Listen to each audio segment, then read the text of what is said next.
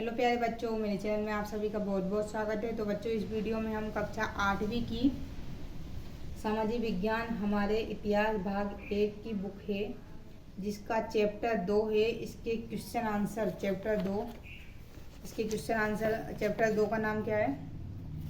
व्यापार से साम्राज्य तक कंपनी की सत्ता स्थापित होती है। ठीक है, तो इसके क्वेश्चन आंसर हम इस वीडियो में सोल्व करेंगे। तो चलिए बच्चों, वीडियो शुरू करते हैं।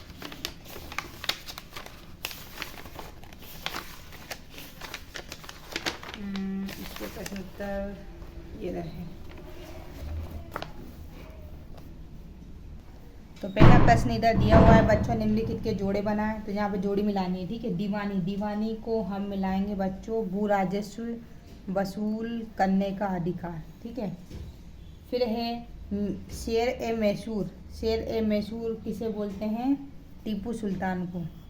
फिर है फौजीदारी अदालत, फौजीदारी इसको भी छोड़ते हैं, इस साइड ये इसमें ही आ जाएगा। नेक्स्ट है रानी चेन्नममा, रानी चेन्नममा को कित्तूर से अंग्रेज विरोध। ठीक है, फिर है सिपाही, सिपाही को मिलाएंगे बच्चों हम सिपोय से। और वोरेन हेस्टिंग्स, वोरेन हेस्टिंग यानी भारत का पहला जनरल गवर्नर। सब मिल गए हैं बच्चों। ठीक है, रानी चिन्नममा को छोड़ के बाकी सब मिल गए। हाँ, रानी चिन्नममा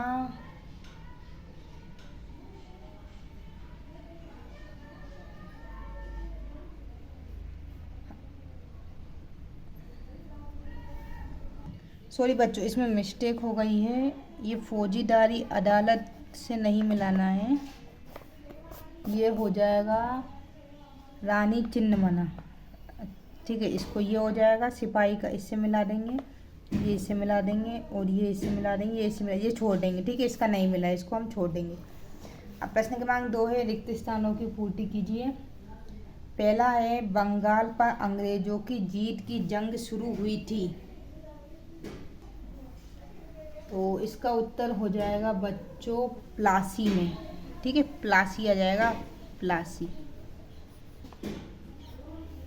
नेक्स्ट है हैदर अली और टीपू सुल्तान शासक थे। कहाँ के शासक थे? मैसूर के। ठीक है, इधर मैसूर लिख देंगे हम।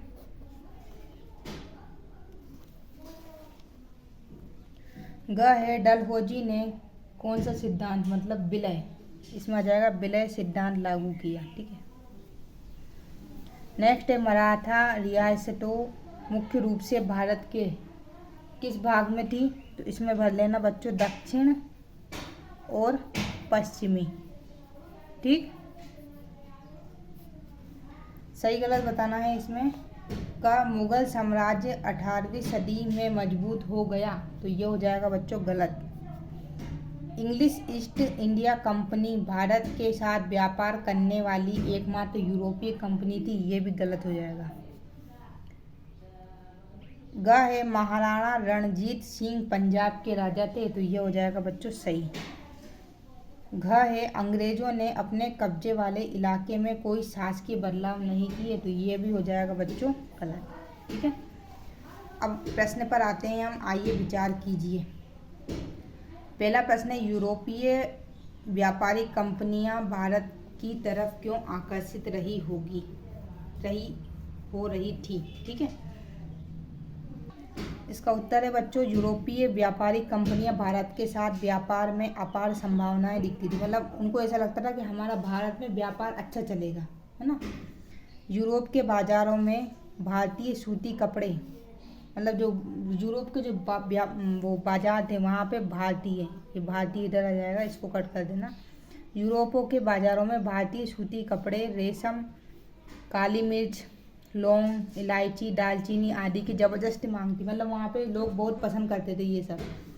वे भारत में सस्ती कीमतों पर ये चीज़ें खरीद कर, सस्ते में यहाँ से खरीदते थे और वापस यूरोप में जाकर उन्हें ऊंची कीमतों यानी कि महंगे उन्हें बेच देते थे। किनको? इन सब चीज़ों को।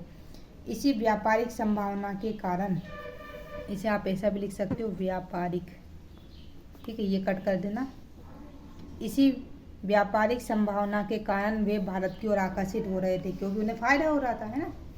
प्रश्न क्रमांक 5 बच्चों, बंगालों के नवाबों और ईस्ट इंडिया कंपनी के बीच किन बातों पर विवाद रहता था। विवाद यानी एक तरह से झगड़ा। इसका उत्तर हो जाएगा, बंगाल के नवाबों और ईस्ट इंडिया कंपनी के बीच निम्न बातों पर विवाद रहता था। नंबर 1, बंगाल के नवाबों की मांगे तथा आरोप। ठीक है, उनकी क्या मांगे थी और आरोप क्या थे। नंबर 1, नवाबों ने कंपनी को व्यापारिक छूट देने से मना कर दिया था। ठीक है, ये बड़ा ये आ जाएगा, इधर दिया, ये हो जाएगा इसमें। नंबर 2, उन्होंने कंपनी को व्यापारिक अधिकार देने के लिए नजरानों की मांग की। ठीक है, उन्होंने कंपनी को सिक्का ढालने का अधिकार देने से मना, ये गलत है, इधर आ जाएगा मना। ठीक है, मना कर दिया तथा किलाबंदी का विस्तार करने से रोक दिया। ठीक है, पॉइंट नंबर 4 आ जाएगा, नवाबों ने कंपनी पर कर अदा करने की धोखाधड़ी का आरोप लगाया। ठीक है, अब सेकंड पॉइंट आप करना है, कंपनी द्वारा नवाबों पर आरोप। उन पर क्या आरोप लगाए गए कंपनी द्वारा, जो राजा थे उन पर। पहला पॉइंट हो जाएगा, कंपनी टैक्स चुकाने को तैयार नहीं थी। ठीक है, सॉरी, कंपनी को टैक्स चुकाने की तैयार नहीं थी। नंबर 2, उनके अफसरों ने अपमानजनक चिट्ठियां लिखी तथा नवाबों, ये नवाबों है, ठीक है,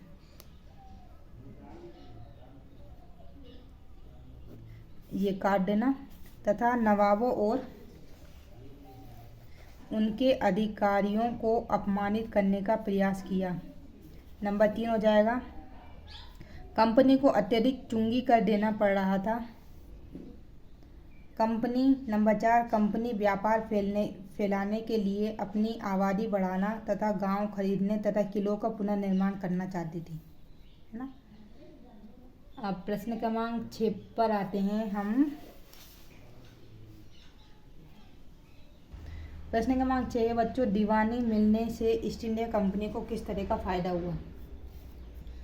इसका उत्तर हो जाएगा, सन 1765 में ईस्ट इंडिया कंपनी को बंगाल की दीवानी मिल गई। दीवानी मिलने से ईस्ट इंडिया कंपनी को निम्नलिखित फायदा हुआ। नंबर 1, दीवानी मिलने के कारण, ये ला है बच्चों, ठीक है, दीवानी मिलने के कारण कंपनी को बंगाल के विशाल राजस्व संसाधनों पर नियंत्रण मिल गया।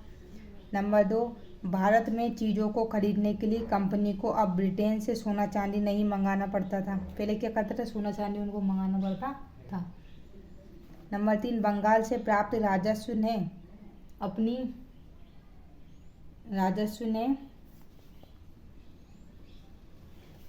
से आएगा बच्चों, यहाँ पे राजस्व से इधर आ जाएगा कंपनी। आप इसको सही कर लेना, बंगाल से प्राप्त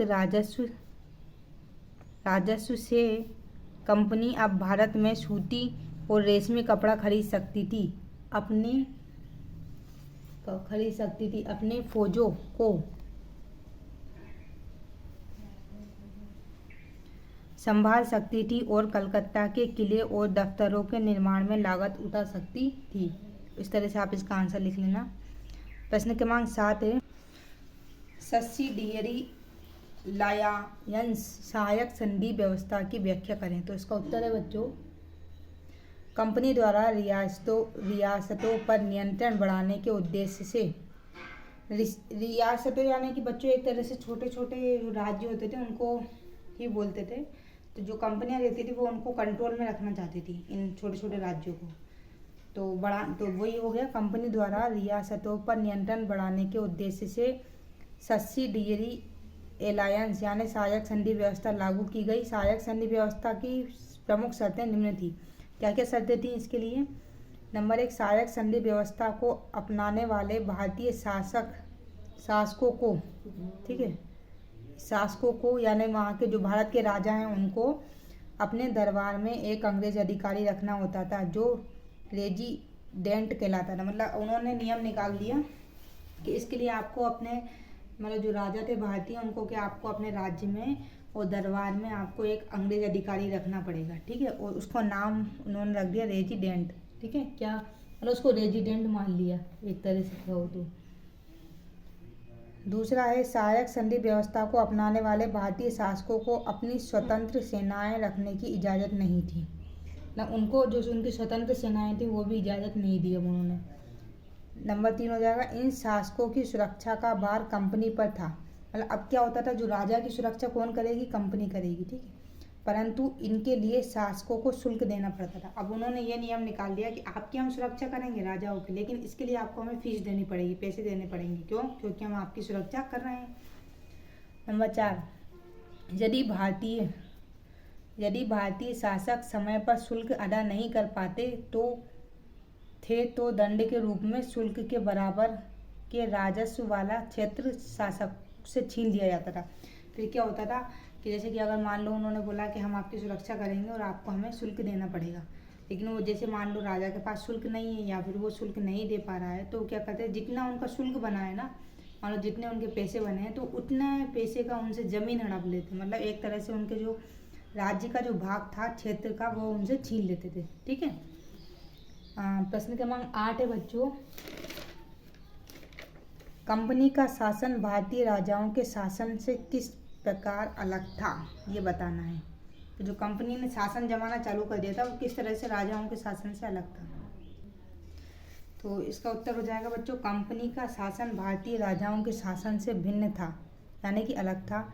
जबकि भारतीय राजाओं ने भी अपने राज्य को प्रशासनिक तथा राजस्व की विभिन्न इकाइयों में विभाजित कर रखा था। मतलब हमारे जो राजा थे, इन्होंने भी अपने राज्य को राजस्व और प्रशासनिक में अलग अलग विभाजित कर रखा था, किंतु ये इकाइयाँ ब्रिटिश प्रशासनिक एवं राजस्व इकाइयों की तरह प्रभावी नहीं थी। अंग्रेजों ने प्रेसिडेंट के रूप में एक नई प्रशासनिक इकाई बनाई, ठीक है। ये यहाँ पे हो जाएगा बनाई,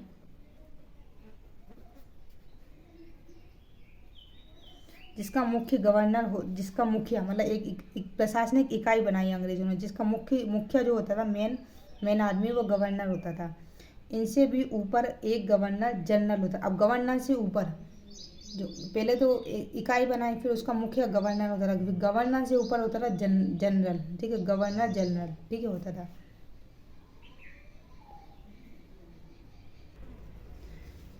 दूसरा पॉइंट हो जाएगा बच्चों, कंपनी शासन द्वारा पुलिस तथा राजस्व व्यवस्था की काफ़ी सुधार किए गए।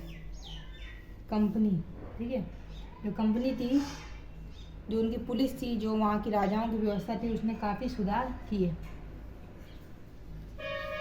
तीसरा पॉइंट हो जाएगा, भारतीय राजाओं के तहत न्यायिक, ये न्यायिक गलत लिखा है, न्यायिक, ठीक है, ये हो जाएगा सही। भारतीय राजाओं के तहत न्यायिक व्यवस्था प्रभावी नहीं थी। एक ही अदालत द्वारा दीवानी फौजीदारी दोनों तरह के मुकदमे सुने जाते थे। कंपनी ने एक आधुनिक एवं विकसित न्यायिक व्यवस्था की स्थापना की। मतलब पहले एक ही अदालत में ये दोनों होते थे, लेकिन अब इन्होंने अलग व्यवस्था बनाई। क्या बनाई? 1773 के रेगुलेटिंग एक्ट के तहत एक नए सर्वोच्च न्यायालय की स्थापना की गई। प्रत्येक जिले में अलग अलग दीवानी और फौजीदारी अदालतों की स्थापना की। मतलब जिले में अब इन दोनों की अदालत अलग होगी, दीवानी की और फौजीदारी की, ठीक है। 4 नंबर पे आ जाएगा बच्चों, पहले ब्राह्मण पंडित धर्मशास्त्र की अलग अलग शाखाओं के हिसाब से, इधर शाखाओं इधर कर लेना, ठीक, इसको कट कर देते हैं। शाखाओं के हिसाब से स्थानीय कानूनों को अलग अलग व्यवस्था देते थे, ठीक है। कानूनों में यहाँ पे में आ जाएगा। कानूनों में समरूपता लाने के लिए अंग्रेजों ने 1775 में 11 पंडितों से भारतीय कानूनों का एक संकलन तैयार कराया। इसी प्रकार मुस्लिम कानूनों की भी एक संहिता तैयार कराई गई। मतलब अलग अलग कानून तैयार कर, इससे क्या हुआ,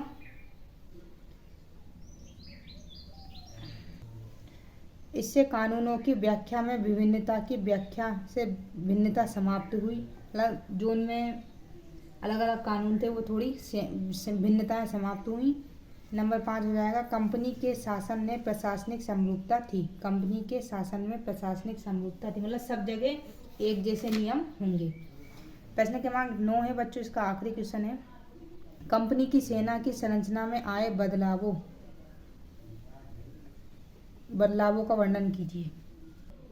उत्तर है बच्चों, कंपनी की सेना की संरचना में निम्न बदलाव आए। नंबर 1, कंपनी ने सेना के लिए भर्ती शुरू कर उन्हें पेशेवर सैनिक प्रशिक्षण दिया। मतलब उन्होंने अब भर्ती करना चालू कर दिया, फिर उनको क्या दिया गया, प्रशिक्षण दिया जाने लगा।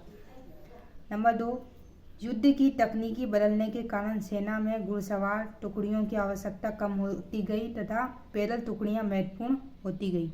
मतलब घोड़े वाली सेना कम यूज होने लग गई, अब पैदल वाली ज़्यादा यूज होने लग गई।